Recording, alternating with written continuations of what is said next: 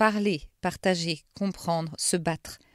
C'est ce que cherchait Rachida un jour de 2015 quand elle a poussé la porte de la Maison des Femmes Thérèse Claire de Montreuil. Derrière cette porte, dans cette association, bénévoles, professionnels, conseillères familiales, avocates, psychologues, colleuses, encore des femmes qui se sont assises avec Rachida et tant d'autres victimes de violences conjugales pour tenter de trouver des solutions, pour les faire agir, pour qu'elles retrouvent leur autonomie, pour qu'elles comprennent leurs droits et qu'elles luttent. Aujourd'hui, Rachida m'a demandé de poser le micro au cœur de cette association, là où tout a recommencé. Elle s'est assise à la table, prête à animer son premier débat. J'étais tellement fière d'elle. En quelques épisodes de ce podcast, elle s'est emparée de ce drôle de moyen d'informer et de communiquer qu'est le podcast. Autour d'elle, celles qui ont permis sa reconstruction, Roselyne Rollier, présidente de la Maison des Femmes de Montreuil, Martine Bistriansky, conseillère conjugale et familiale, Rivka Pérez, avocat au barreau de la Seine-Saint-Denis, qu'on a déjà entendu dans l'épisode 5, Alice Leneslay, adhérente, colleuse et réalisatrice du court-métrage « Tu es forte », et enfin Yasmine Choukeri, adhérente et une des bénévoles du festival Corps en lutte organisé par la Maison des Femmes Thérèse Claire de Montreuil. Il était une fois l'histoire d'un jour qui vit mourir 2 fois le grand amour. Elle attendait là son prince, son roi, pour lui dire ces 3 mots velours. Salut Rachida. Salut Marjorie, voilà, c'est la Maison des Femmes Thérèse Claire de Montreuil. Voilà l'ambiance, c'est une rue assez populaire. Piétonne, voilà. Et donc c'est là où les femmes elles viennent pour la première fois pour qu'elles puissent être entendues. Et on repère tout de suite l'endroit parce qu'il y a des espèces de posters partout, assez féministes et bien sûr contre la violence faite aux femmes. Et puis à l'entrée, ça c'est fou, ça m'a marqué juste quand je suis arrivée là, des Tampax, des serviettes hygiéniques, etc. Et il y a marqué « gratuit, servez-vous ». C'est vraiment non seulement l'accueil de ces femmes, mais aussi on les aide même financièrement quelque part. Oui, voilà, parce qu'en fait ça coûte très très cher. Il y a beaucoup de femmes qui sont en grande précarité. Et on trouve que les serviettes hygiéniques et les tampons doivent être gratuits. Alors, qu'est-ce qu'on vient faire ici ? Tu as voulu absolument, évidemment, venir ici me montrer qui t'a aidé au départ. Et puis, c'est aussi grâce à la Maison des Femmes, quelque part, qu'on fait ce podcast. C'est comme ça qu'on s'est rencontrés. Je voulais vraiment qu'on puisse faire cet entretien avec toutes ces bénévoles et tous ces professionnels pour qu'on puisse vraiment sentir l'accueil important et le circuit, en fait, toute la démarche des femmes quand elles arrivent et quand elles sont accueillies. Ici, c'est un lieu où on dit à la femme, on te croit. Allez, on rentre. Bonjour tout le monde. Et bonjour Rachida. Ah super, je suis contente. J'aime bien quand tu viens, ça nous fait du bien. On va faire cette table ronde, on va installer tout le monde. On y va Rachida ? On y va. Bonjour à toutes, bonjour.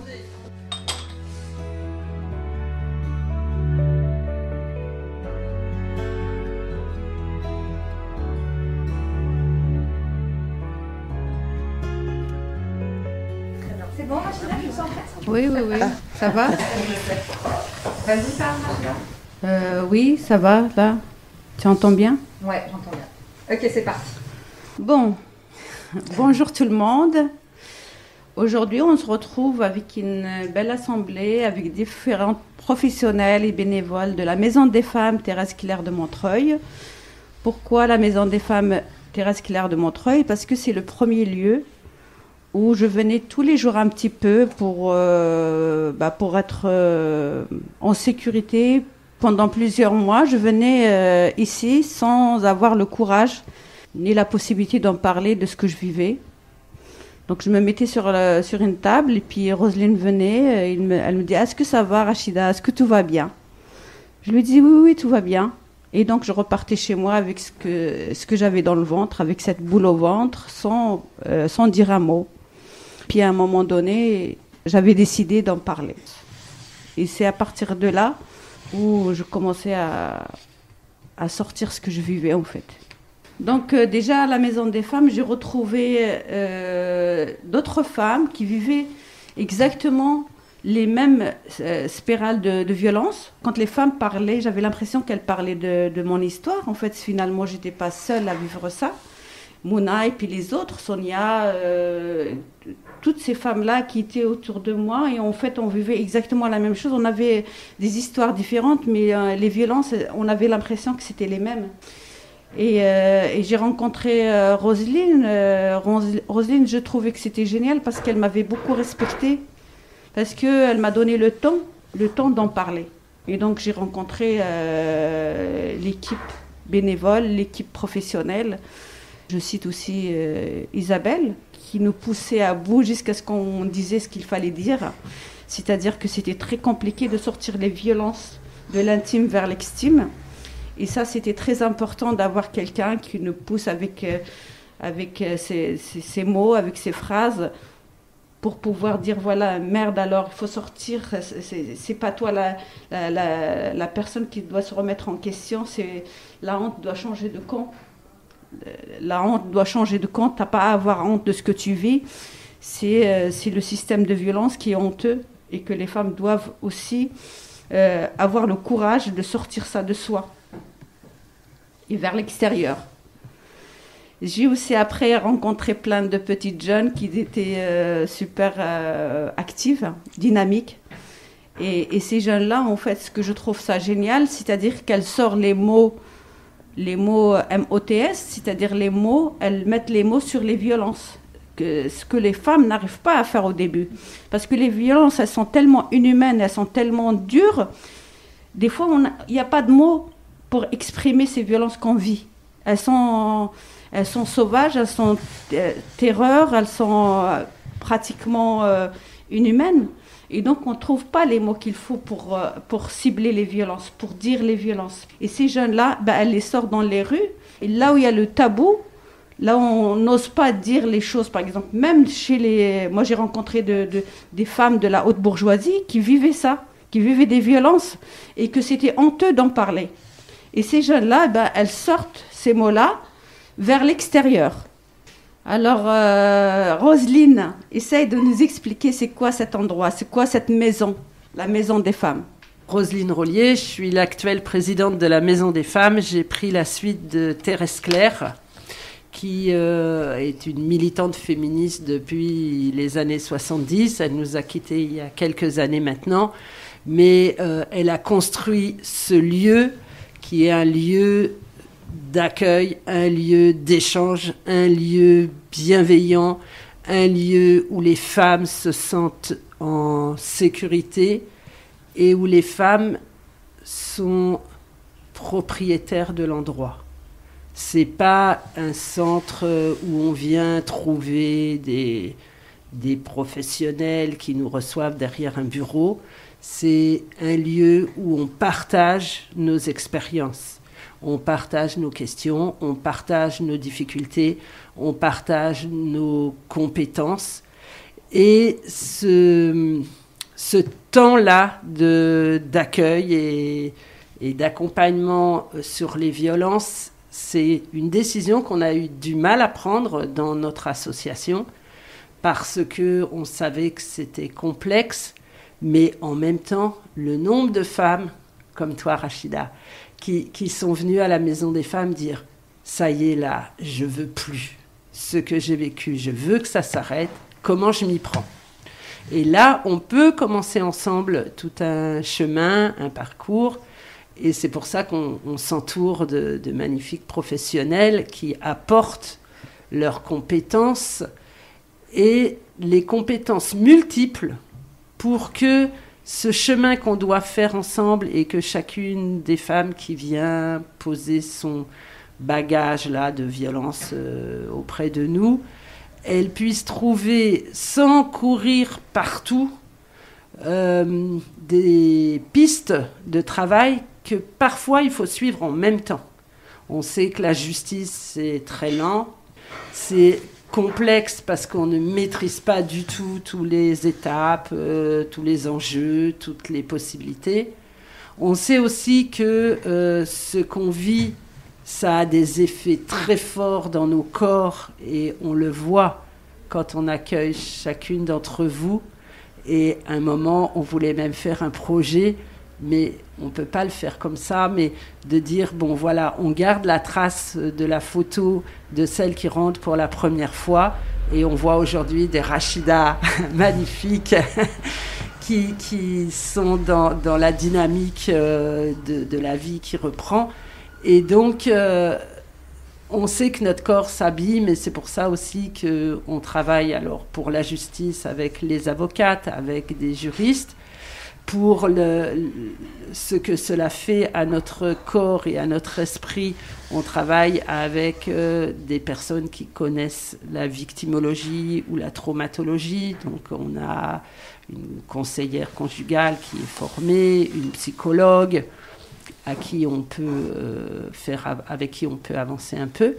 Alors concrètement, on a aussi toutes les équipes d'adhérentes, bénévoles, qui complètent cette lutte, parce que sinon on resterait enfermé sur notre propre histoire.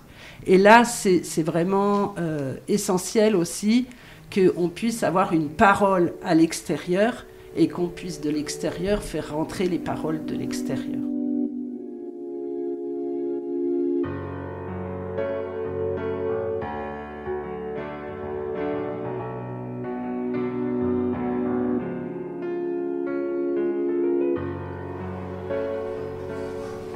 Madame, j'étais victime de violences très graves. Mais justement, il faut qu'on arrive à comprendre. Malheureusement, le monsieur, il n'était pas condamné. Il a que 4 mois sursis. 4 mois sursis, c'est une condamnation. Ça veut dire que derrière, on va faire bouger les juges des affaires familiales. Même je reçois des harcèlements au téléphone. Il me touche les fesses. Ça s'appelle pas agression sexuelle? Bien sûr que si. Si. Bien sûr que c'est agression sexuelle. Le procureur, il m'a envoyé une lettre. L'affaire, elle est classée. Il faut demander dommage intérêt. Alors, ça, on va voir avec l'avocate. Hein? D'accord? Donc l'avocate, elle va bien regarder les violences et le harcèlement qui continue. D'accord? Jusqu'à maintenant. Il y aura le juge des affaires familiales, tu vois, mais on voit bien qu'il y a beaucoup de choses à prendre en compte. On va essayer de faire un peu. D'accord? Maintenant.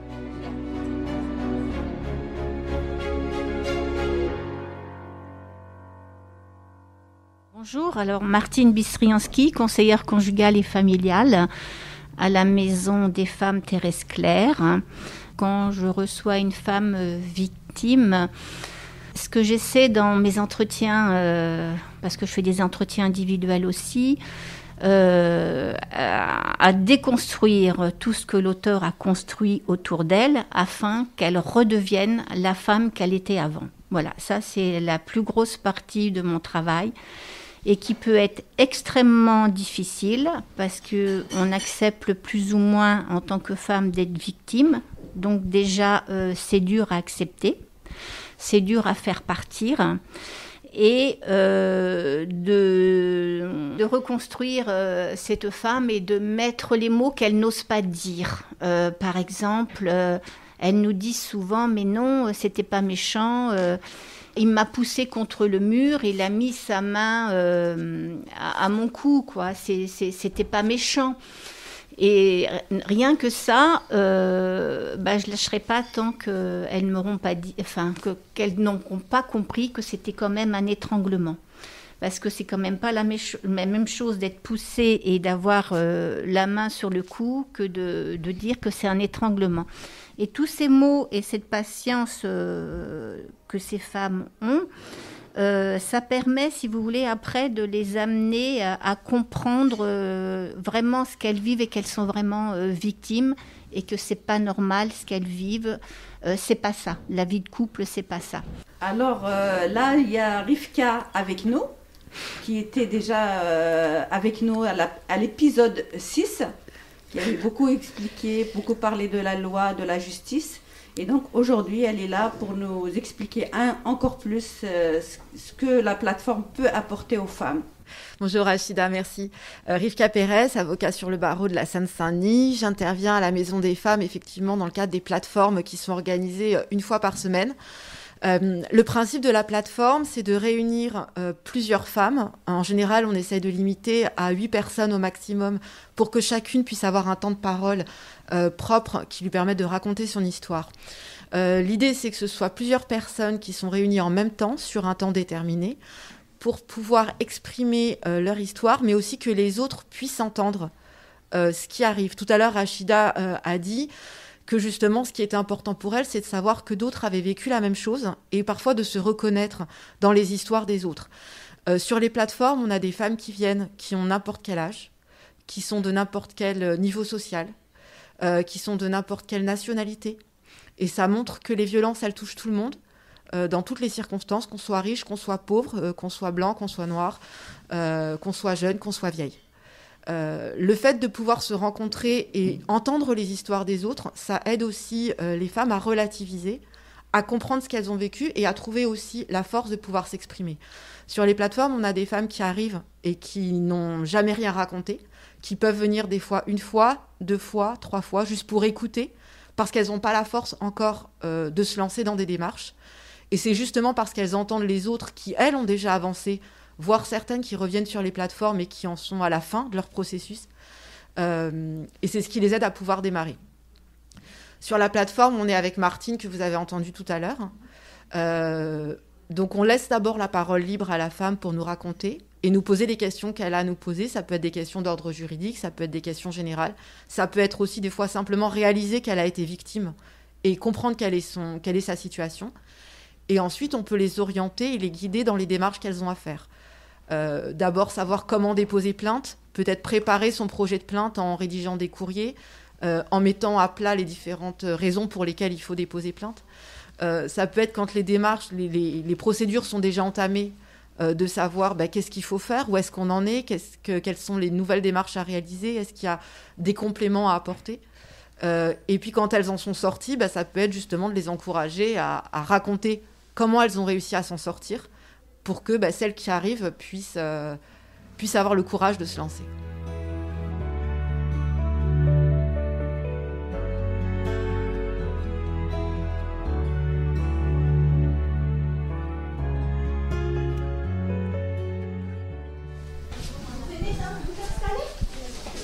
Le petit jeune, ça serait bien qu'il reste là. En fait, la maman, elle parle pas bien français, c'est lui qui va expliquer la situation.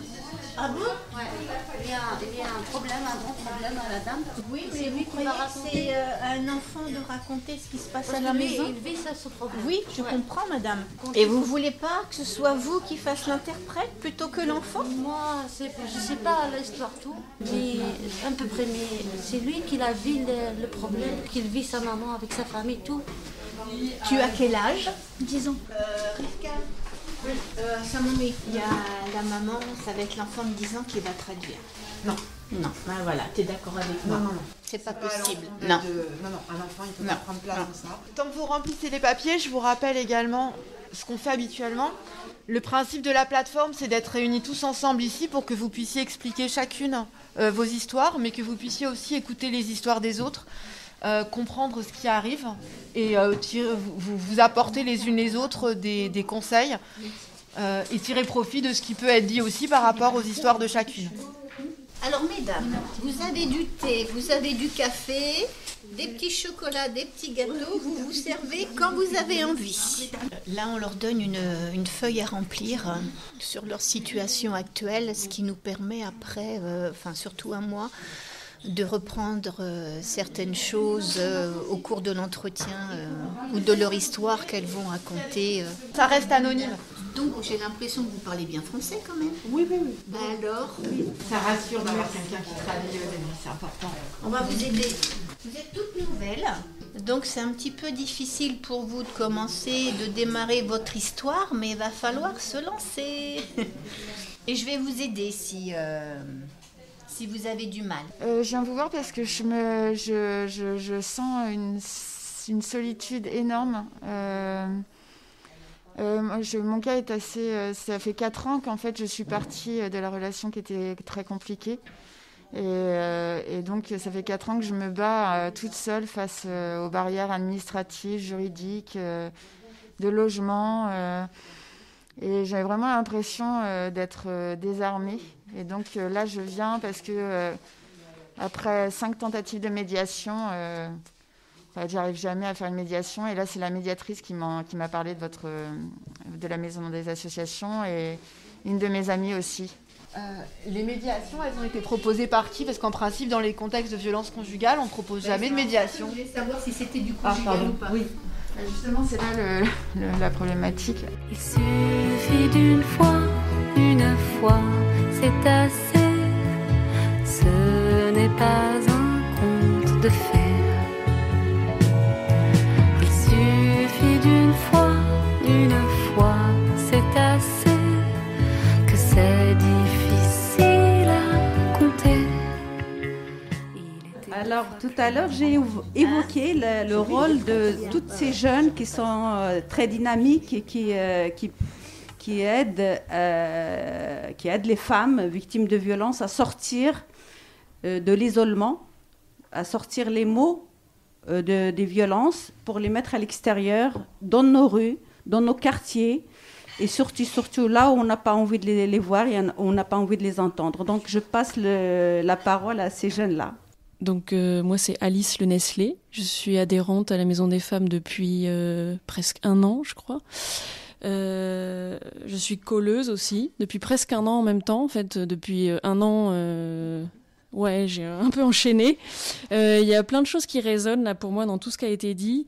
D'abord, il y a ce qui a été dit sur la parole, que réussir à libérer sa propre parole va permettre à d'autres femmes de libérer la leur. Et c'est assez impressionnant le pouvoir de la parole de quelqu'un qui va réussir à se livrer, des personnes qui écoutent et qui vont se livrer sans qu'on leur ait forcément demandé, mais qui vont se mettre à se livrer.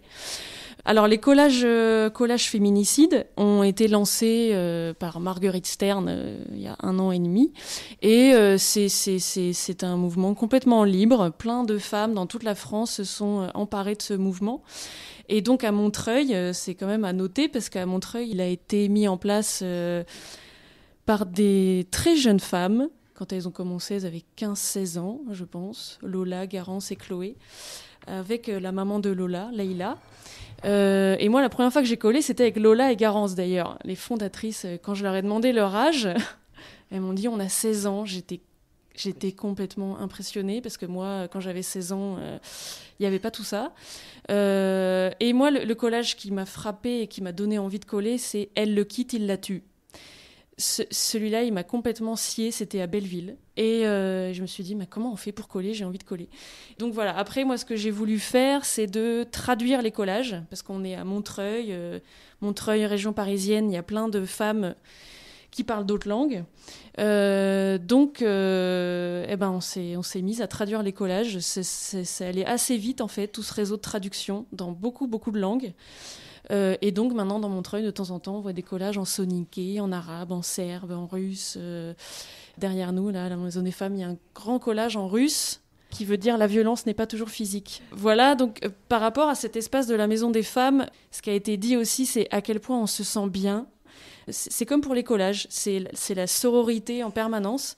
Moi, la première fois que j'ai collé, je me suis sentie super forte. Ce qui est intéressant dans le collage, c'est qu'à la fois on dénonce des choses, on dénonce les violences sexistes et sexuelles, et en même temps on se renforce.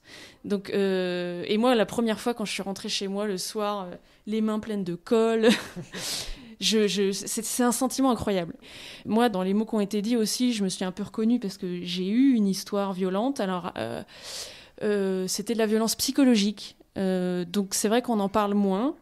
Mais c'est à l'époque, pendant que tout ça se passait, quand on dit le mot victime, je me sentais pas du tout victime, justement, parce que je voulais toujours me sentir forte. Je cachais énormément de choses à mon entourage, les humiliations, les insultes, la manipulation, etc. Et en fait, récemment, j'ai eu envie, j'en parle parce que ça résonne tellement dans tout ce qui est dit, j'ai eu envie de faire un petit court-métrage que j'ai appelé « Tu es forte » et qui parle des violences psychologiques, justement. et de l'engrenage et de l'emprise dans laquelle on est. Et justement, voilà, on se dit oui, mais il n'y a pas de coups, il n'y a pas de violence physique, donc bon, ça va encore, je m'en sors bien. Alors que ça marque énormément. Mais à l'époque, c'est vrai que je ne me suis pas dit je vais aller voir la Maison des femmes. Parce que, en effet, voilà, ce mot victime, il est intéressant, parce que je pense qu'il est très débattu. On est victime ou pas? Non, on l'est tant de temps. Est-ce qu'après... En fait, c'est à la femme elle-même déjà de décider, je pense. Et après, de le crier haut et fort si elle en a envie. Moi, il y a eu des paroles vraiment clés dans mon entourage. Des paroles qui, par exemple, comme vous avez dit tout à l'heure, ne me pointaient pas moi, mais des paroles plutôt générales. Non mais écoute Alice, la jalousie c'est pas de l'amour. Une amie à un moment donné qui m'a dit non mais Alice on peut pas dire ça à la femme qu'on aime. Et vraiment, voilà, c'était pas c'est vraiment un connard, il faut que tu le quittes. C'était des paroles plus générales qui me remettaient des repères sur mais qu'est-ce qu'un couple, qu'est-ce qu'une histoire d'amour, et qui m'ont aidé à tout remettre dans l'ordre et en effet redevenir la femme qu'on était avant. Oui, moi je me reconnaissais plus. Moi c'est les violences psychologiques qui m'ont détruit vraiment. Parce qu'un bleu, on peut le soigner, mais les violences psychologiques, ça dévaste la personne. Moi, ça m'a dévastée. Même pendant le podcast, vous avez bien vu que des fois, j'arrivais plus à ouvrir ma bouche parce qu'en fait, même ma mâchoire, elle s'est déplacée. Je n'arrivais plus à marcher. J'ai perdu l'envie de faire, j'ai perdu le goût de faire, et je pense que le bénévolat, en fait, le fait que mon combat avec les femmes, ça m'aide à me reconstruire aussi, parce que à chaque victoire d'une femme, c'est aussi ma victoire. Alors, Yasmine, c'est quoi ta motivation d'être bénévole à la Maison des femmes? Alors moi c'est Yasmine, du coup, Yasmine Choukeri. La motivation première, en fait, j'ai un peu poussé la porte parce que ce qu'on a aussi oublié de dire, c'est qu'il y a pignon sur rue. En fait, la Maison des femmes, elle est rue de l'Église, qui est une rue très commerçante, en plein cœur de Montreuil. Et c'est un peu comme ça en fait. Je suis tombée sur des messages parce que la Maison des femmes organise un festival, la première édition qui a été reportée, qui se tiendra au printemps prochain. Un festival qui s'appelle Corps en lutte, autour de la question du corps, des violences qu'on subit, que notre corps subit, des dictates, des injonctions, voilà. Et voilà, en fait, moi, j'ai juste poussé cette porte en me disant, j'avais envie de m'engager. C'était après le premier confinement, j'ai passé 2 mois à beaucoup réfléchir à mes engagements. Je suis nouvelle à Montreuil, donc ça me semblait aussi très accessible de pouvoir juste passer une porte et venir à une réunion. Et en fait, j'ai rencontré... alors, moi, j'ai la chance de ne pas avoir vécu de relations abusives. Mais par contre, je suis une femme, donc j'ai vécu des agressions sexuelles dans le métro. J'ai vécu du harcèlement au travail. Et je suis quand même, comme toutes les femmes, je pense, du monde, touchée par cette question. Et ce qui est extraordinaire, en fait, d'arriver ici, c'est que c'est plus des questions... Donc, c'est des questions dont je parle, moi, dans mon entourage, avec mes proches, surtout mes amis, hommes comme femmes. Mais là, en fait, je sors de ma bulle sociale et je rencontre plein de gens différents qui m'ont ouvert vraiment les yeux sur plein de choses. Et je pense, donc, sur l'aspect vraiment sortir de la plus forte, même sans avoir été déconstruite et détruite par des choses... voilà, j'ai eu cette chance-là. Je préviens, enfin, en fait, c'est prévenir plus que guérir, en fait. C'est-à-dire que maintenant, je suis beaucoup plus consciente de toutes ces violences-là et je laisse beaucoup moins passer les choses. Voilà, une réflexion sexiste dans mon entourage. Avant d'arriver ici, j'aurais peut-être rien dit. Maintenant, c'est hors de question que ça passe. Et voilà, donc ouais, on se retrouve sur un aspect qui est que déconstruite ou pas, quand on passe la porte de la Maison des femmes, on en sort plus forte dans tous les cas. Je suis vraiment ravie de voir ces jeunes parler comme Yasmine, parce que en fait c'est notre travail, déconstruire le système, et en fait c'est ça le plus important, c'est déconstruire le système.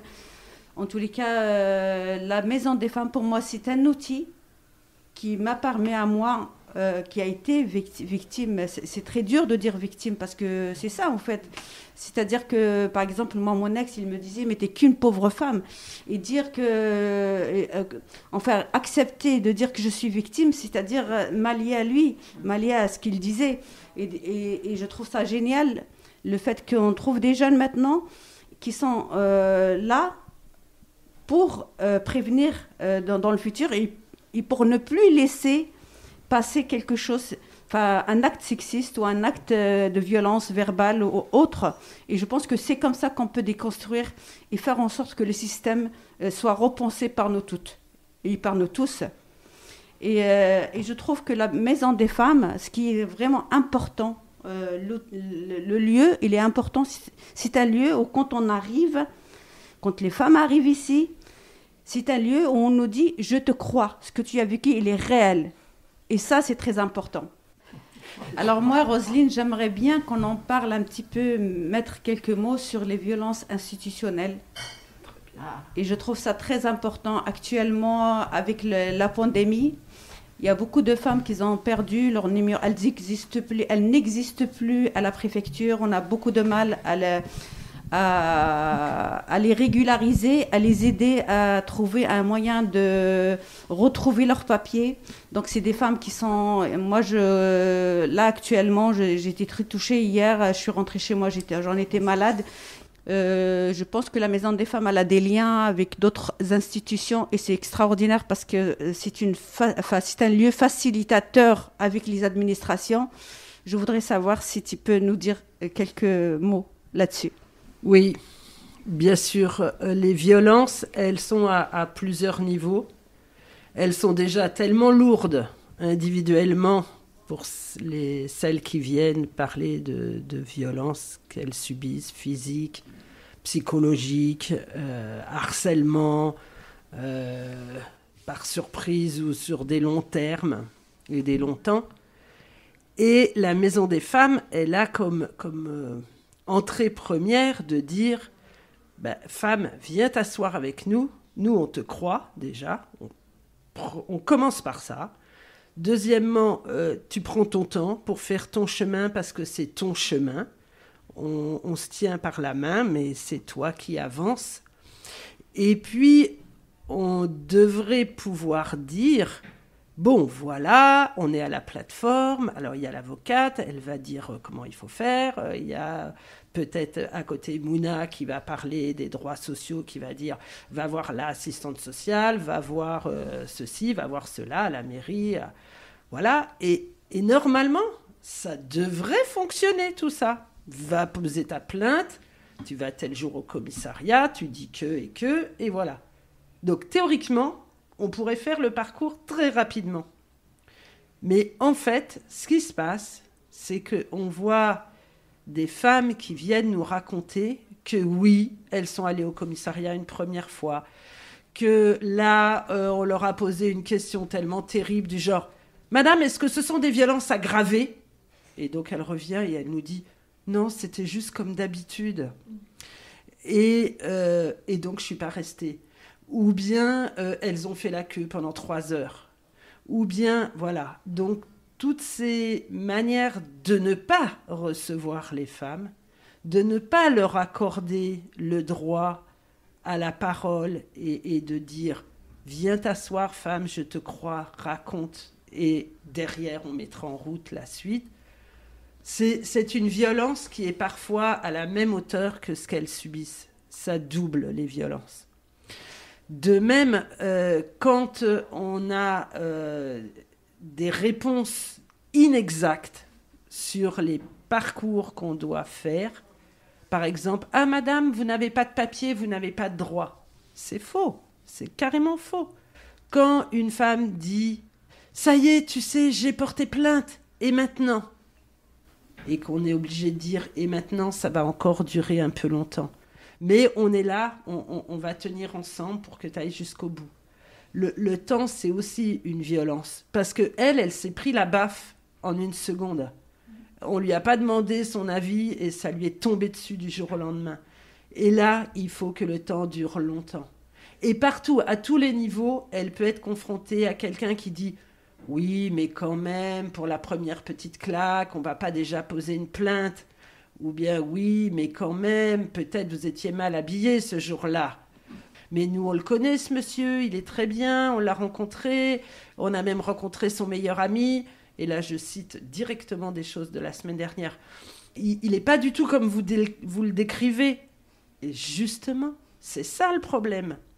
Donc, si derrière les institutions ne répondent pas à la fluidité du parcours, c'est encore des étapes et des écueils et des montagnes qu'il faut subir.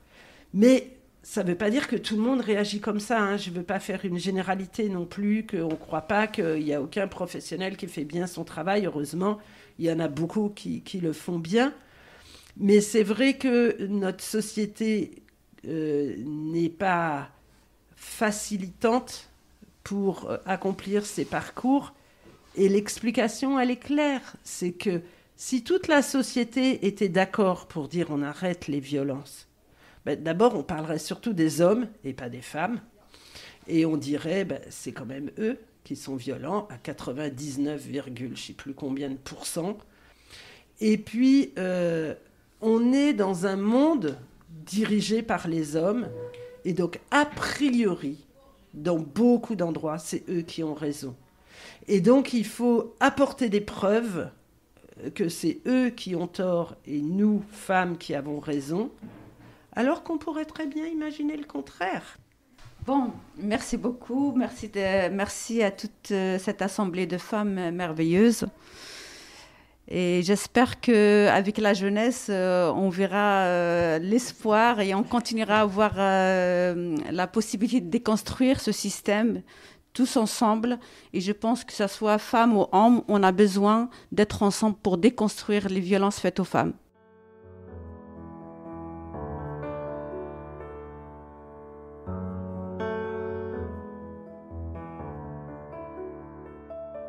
En France, il existe plusieurs maisons des femmes. Certaines, comme la Maison des femmes de Saint-Denis, par exemple, sont axées autour des soins médicaux et accolées à un hôpital. D'autres ont développé un modèle tourné vers l'orientation, tel que la Maison d'Ella à Bordeaux, qui anime tout un réseau associatif local, ou la réinsertion à la nouvelle Maison des femmes de Sarcelles. Toutes, comme la Maison des femmes de Montreuil, où nous étions, proposent des activités de reconstruction physique et psychologique. Malgré tout, plusieurs associations sont toujours en attente de financement pour ouvrir de nouveaux lieux d'accueil dédiés aux femmes. Il est urgent d'agir pour développer le réseau. Notre parcours avec Rachida est bientôt terminé. Sa terrible histoire lui a permis de trouver sa voie, comme un destin. Et quel destin! Elle vous donne rendez-vous dans le 8e et dernier épisode de la première saison. Car maintenant, elle sait que vous pouvez lui dire « Je te crois ».